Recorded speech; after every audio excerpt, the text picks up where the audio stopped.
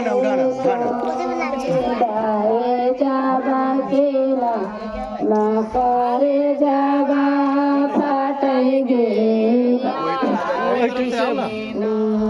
आगे पीतल से टबारा ताना पर चले के काटोरा वो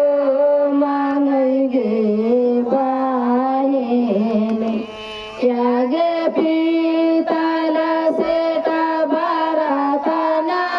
पर चले के काटोरा वो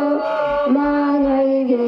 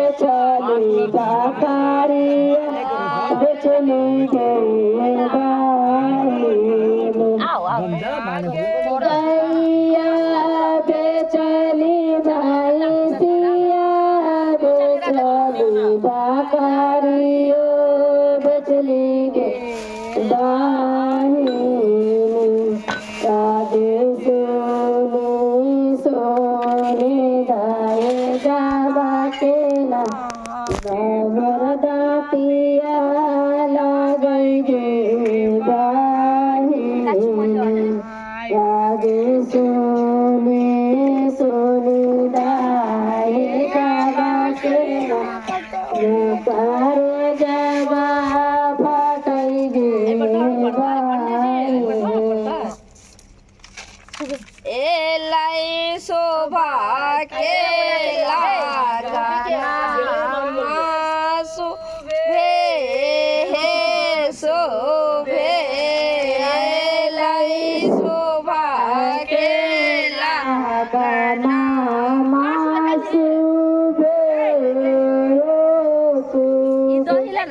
क्या बेरी 5 बेरी कहाँ पर 3 बेर कर लिए ना 5 बेर तक के नहीं 3 बेर कर लिए ये ना कच्ची कन का सब या कथा है ना दही के चंदन लगाओ पहले अरे से जो दही के चंदन लगा बन संगे से पड़ते एक टोपी देती धरती एक आटा